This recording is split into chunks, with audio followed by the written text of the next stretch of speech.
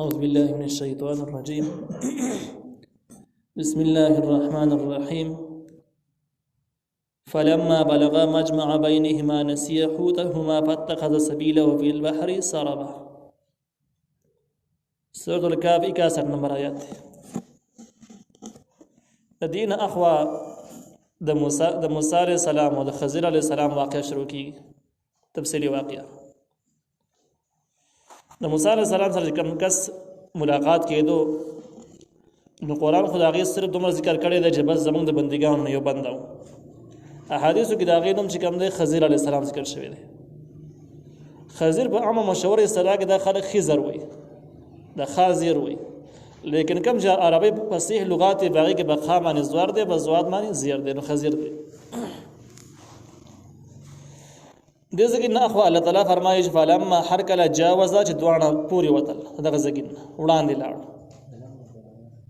فلما بلغ هر کله چې ورسېد مجمع بینهما هغه ځګین ته چې راجمع شوي په هغې په منځ کې دواړه دریابونه راوځي کېدلو ځګین ته ورسېد. په دې باندې موږ بحث کړی چې دا کوم ځګینې دی. مجمع بینهما دا دریابونه چې راوځي کېږي دا کوم ځګینې دی. نو په دې کې د مفسرین تقریبا 8 پورې اقوال شته. څوک دا ځای په افریقا کې دی، څوک یو ځای ښیي، څوک بل ځای ښیي، ځکه داسې ځایونه ډېر زیات دي، یو نه دی. لیکن قرآن او حدیثو کې د دې تعین دلته موجود نه دی چې دا په کوم ځای کې دی. هر یو ځای کې چې بس یو ځای به و، لیکن موسی علیه السلام ته ښودلی شوی چې دغه ځای کې دی. نو دوی هلته ورسېد. نسیه حوتهما نه یېرېږه مایه خپل. فاتخذ سبیله فی البحر سربا نو د ونیوله لاره خپله په دریاب کې په شکل د سورنګ باندې. سرب سورنګ ته وایي، یعنی کوم اوبو کې چې مایه لاړ نو هغه بوج سورنګ باندې جوړ شو پکې، هغه اوبه نه چلېدلې. د بخاري شریف د واقع مطابق د دې خلاصه دا وه چې دوی کله یو ګټې ته ورسېده، یو ګټې ته نو هغه ګټې ته موسی علیه السلام دغه ته کې دمه وکړه. او تفسیر ترحیم القرآن لیکلي دی چې دغه ګټې په خوا کې د ابي حیات چینه هم موجود وه. موسی علیه السلام دغلته کې دمه وکړه او ایسته وده شو.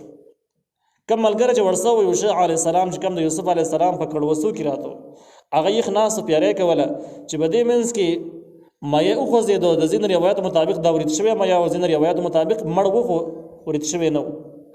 دا دواړه اقوال مشهور دي. دغه ورید شوی یا مړ مایه ژوندی شو او تیلی نه ودنګل او سیده په اوبو کې ولګېد. په اوبو کې یو سورنګ یې جوړ کړو، مخکې لاړ. د یوشع علیه السلام خیال دا و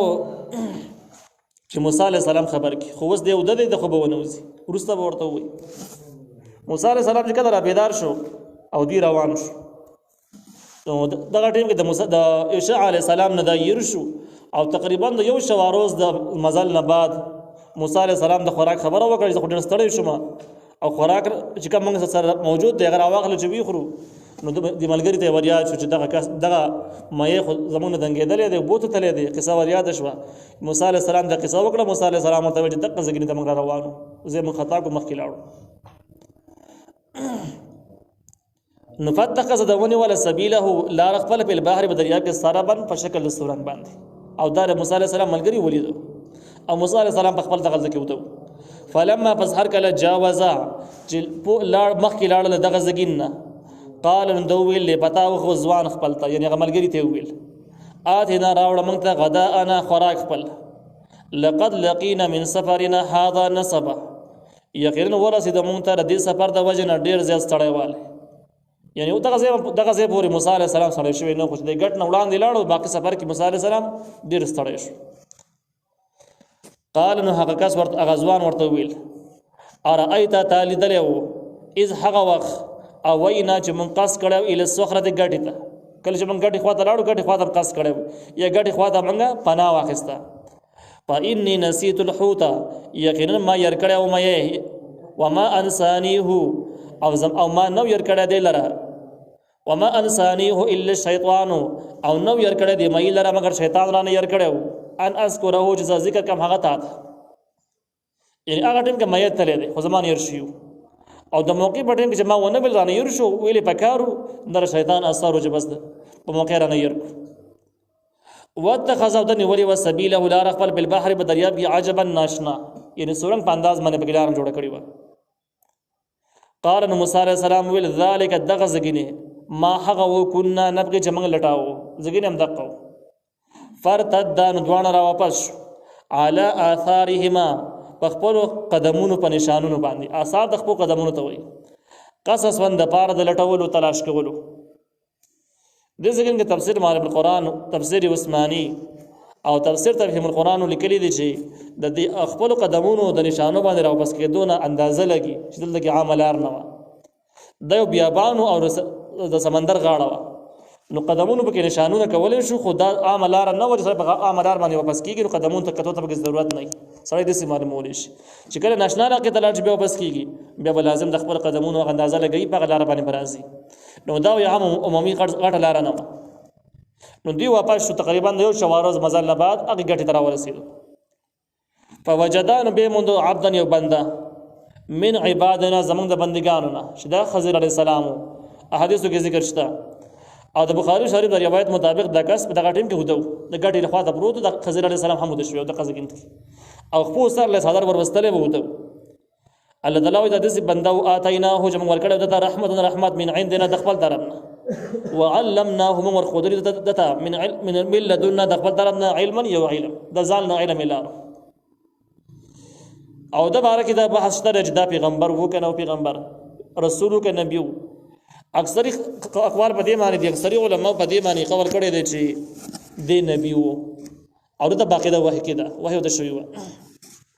د وروستنو آثارو د اندازه لګي چې دته وحي کېدله، نو ځکه د احکام او شریعت لږ بدل معلومېدو او عام کس ته وحي نه کېږي، نو په دې وجه عام کس د شریعت د کلیاتو د اصولو مخالفت نشي کولی او د په جزئیاتو کې ځای په ځای باندې شریعت په مقابل کې بل شان کارونه کړي دي، نو معلومیږي دته جدا وحي کېدله او الله تعالی به جدا احکام راتلل، نو معلومیږي دا چې دا پیغمبر و. لیکن دا معلومه خبر ده چې دا موسی علیه السلام مرتبه د خضر علیه السلام نه ډېره زیاته اوچته وه، لیکن صرف موسی علیه السلام تربیت کول او هغه ته احساس راوړل چې بیا داسې ونه وی چې دې ټایم کې عالم زه یم، نو په دې وجه باندې دی مجبور الله تعالی مجبوره کړو چې د خضر علیه السلام سره لږ ټیم تېر کړي. قال له موسی ورته ویل موسی علیه السلام هل اتبعک آیا زه تابعداري وکړم ستا على ان تعلمني مما علمت رشدا چې ته به ښیې ما ته د هغه علم نه چې درکړی شوی دی تا ته رشدن د پوهې نه، هغه علم به ما ته وښیې او د هغې کې زه تا سره تابعداري کولی شم. نو موسی علیه السلام د شاګردۍ انداز اختیار کړو چې کوم شرایط کوم اصول ستا دي او که ته یې منې نو زه به د شاګرد شم، او که ته مې نه منې نه مې برداشت کړې نو بس زما مجبوري زه به دنه واپس لاړ شم. بخاري شریف په حدیث مبارک کې دا هم دی چې کله دا موسی علیه السلام راغی نو سلام یې په واچه، سلام سره د صدر لاندې نه جواب ورکړو، تپوس یې هم دی وکړو چې څوک یې پر ځنګل کې داسې کوم ځای نه راغلی چې مبارک سلام واچوو او د سلام هم پېژنې.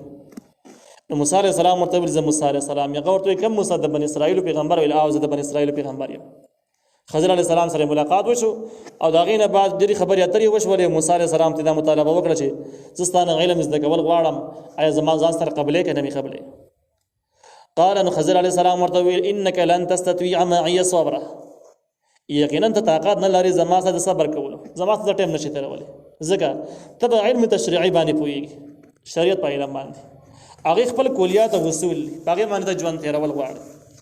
زما سره علم تشریعي به دومره کامل انداز باندې خو نشته، لیکن زما سره تکویني علم دی، هغه د علم یو ځان له قسم دی، زه په هغې باندې عمل کوم، الله تعالی هدایت راکوي. نو ښکاره خبره ده چې زما دغه علم به ستا د تشریعي علم سره ځای په ځای باندې به تضاد لري، ټکراو به پیدا کېږي. په ځینو جزئیاتو کې به زما دپاره حکم جدایي او ستا دپاره به جدایي، هغه ځای کې به زما ستا اختلاف راځي. نو چې اختلاف هم راځي او ته خو د الله تعالی پیغمبر یې غیرتي ذات او ته داسې کارونه برداشت کولی هم نه شي چې کوم د شریعت نه مقابل شریعت په خلاف ښکارېږي په ظاهره باندې، نو بیا هم ټسله شي. او چې کله شاګرد په استاد باندې بیا اعتراض کوي نو په هغه ځای کې سبقونه ناکام کېږي، سبقونه مخکې نه ویلی کېږي. نو خضر علیه السلام ورته وویل زما سره به ته ژوند تېر نه کړي، دا مشکله ده. وکیف تصبر، ته به څرنګه صبر کوې علی ما په هغه خبرو باندې لم تحط به خبره چې تا نه دی حاصل کړی، په هغې باندې هېڅ خبره ته د هغې نه خبر نه یې، داسې علم ما سره شته، په دغه ځای کې به تا ته مشکلات مخې ته راشي. قال موسی علیه السلام ورته وویل ستجدوني زر د چې ته به ما بیا منې ان شاء الله که الله وغوښتله صابرا صبر کوونکي. بس ویل هر څه چې خو لمې مني که نه مني، که زما د شریعت سره برابر ښکاري او که نه ښکاري، زه به ځان ټینګوم، صبر به کوم، ځکه چې د الله حکم دی. نو ولا اعصي لك امرا، زه به مخالفت نه کوم ستا د حکم. قال نو هغه ورته وویل خضر علیه السلام ورته وویل فإن اتبعتني که زما تابعداري دې شروع کړه، فلا تسألني زما نه به تپوس نه کوې عن شیء د هېڅ شي حتى احدث لك منه ذکر تر دې چې زه بیان کوم تاسو د هغې نه ذکر یعنی زه به خپل وضاحت په خلال باندې کوم خو ته برنه بیا تاسو نه کې دا ولی فانطلقا دوان روان شو حتى در هغه پورې اذا ركبا هر کله چې دوان سوار شو په سفینه په کشته کې لږ مخکې چې لاړل نو کشته ته اشاره ورکړه کشته را پورې وتله او دې دوانه په کې ناست خرقها نو د وشله ولا چا وشله ولا خضر علیه السلام د سر تبرګي ور سره او تختې ته واله او غاړه ته گزار کړ او بس غاړه ماته شوله دې ځکه کې د تفهیم القرآن تحقیق دا دی کم چې د ځینې آثارو نه هم معلومیږي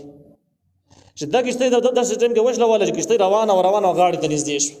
چې څنګه غاړه ته ورسېدل یو شونډه کې غاړه ته ورسېدو هغه ته بیا اته کې د درول خپل دغه سیستم یې تړل غواړي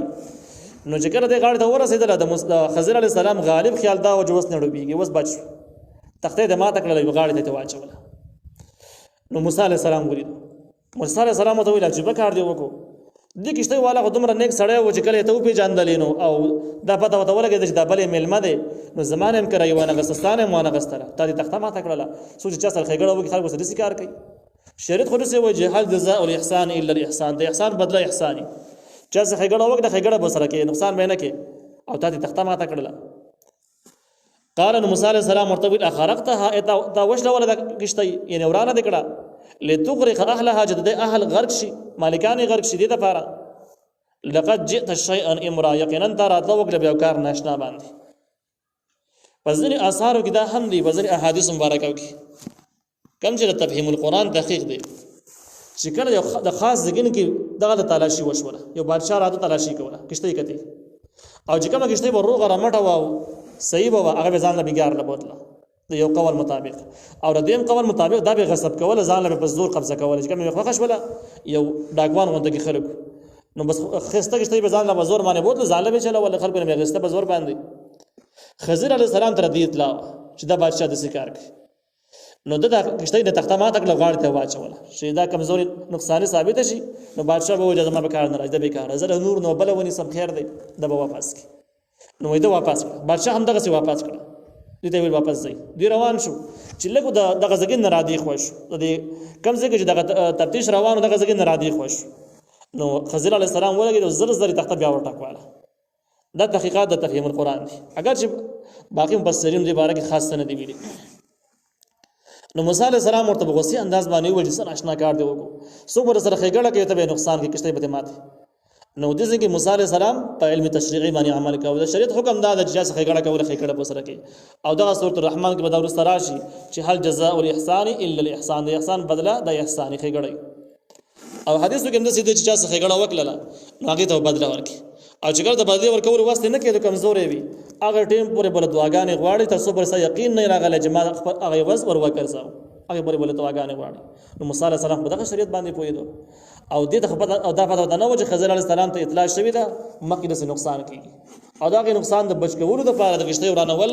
دا د مالکانو په فایده کې دي نو ځکه موسی علیه السلام اعتراض وکړ قال نو هغه ورته وویل الم اقل ای ما نو ویلي تا ته انک لن تستطیع چې ته یقینا وس نه لرې معیه زما سره صبر نه صبر کولو ما ته نو ویلي زمانه به تپوس نه کوي تپوس خو دې بیا وکړو قال موسی علیه السلام ورته وویل لا تؤاخذني ته ما منیسه بما په هغه خبرو نسیتو چې زما نه هېر شي یعنې زما فکر نه و چې تاسو زما واده شوې ده او د تپوسونه به درنه نه کومه دا ته مې خیال نه و نو په دې وجه تپوس مې وکړو ولا ترحقني او ما په تنګستیا کې ما چوه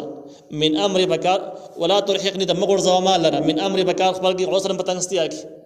یعنې ستا نه علم حاصلوم کتبه کبه خبر زمانه ير شي باغې مې مرانسي زبردر تنګ شي بیا وتا نه علم نشه حاصلولی نو دې پرې لمې فکر نه فانطلقا دوان روان شو دغه ځای نه بیا روان شو حتی اذا لقي غلاما تر دې چې مخامخ شو د یو هلک سره فقتله نو د قتل کو خضر علیه السلام د سر کټ کو قتل کو ځینې روایتو کې د سر تراونی او چې ورته درازو ډای سره وشو کېد او بس دا کس مړ شو او مفسرینو لیکلي دي تفهیم القرآن دې باندې کې بحث لیکلی دی چې د دې واقع حاصل دا دی چې د دې نه بعد او چې کله کښتۍ دا واقع ختمه شوله د یو علاقې ته داخل شو په دغې علاقه کې د لوبو یو ګرون و پکې لوبې روانې وي په دغه لوبې ګرونو کې یو هلک ډېر زیات ښایسته او ډېر زیات هوښیار زیرک معلومېده قرآن د هغې دپاره غلامان ټکه ذکر کړی د غلام هغه ځایونو کې استعمالي کې چې کوم ځایونو کې کس نابالغ خو لازمه نه ده چې نابالغ کله کله بالغ ته هم چې کوم بلوغ ته نوی رسېدلی او له هغې باندې بوډاتوب نه راغلی هغې د هم غلام ویلی کېدی شي نو په دې وجه په دې ځایونو کې تحقیق بحث شته چې دا لږ بالغ و که بالغ نه و د زیاتو مفسرینو رای دا ده چې دا لږ بالغ نه و او ځکه موسی علیه السلام ته دومره غوسه ورله چې نابالغه ماشوم که ګناه وکړي نه هم ګناه نه شمارلی کېږي نابالغه نه که قتل وشي نه هم قصاص ورباندې نه وي بیا د انتصار په کوم قانون باندې کټ شریعت خدا بالکل نه راړي قال نو موسی علیه السلام ورته ویل اقتلت نفسا زکیه اذا قتل یو کس لره زکیه چې وخیارو بغیر نفس بغیر د مقابله د بل کس نه یعنی څوک وجل نه او قصاص به نه او تاسو مړ لقد جئت شيئا نكرا یقینا تراتله وکړه یو کار ناشنا باندې د کار خو بالکل نه دا ډېر زیاتې وش او د لپاره به د اخر 100 پیش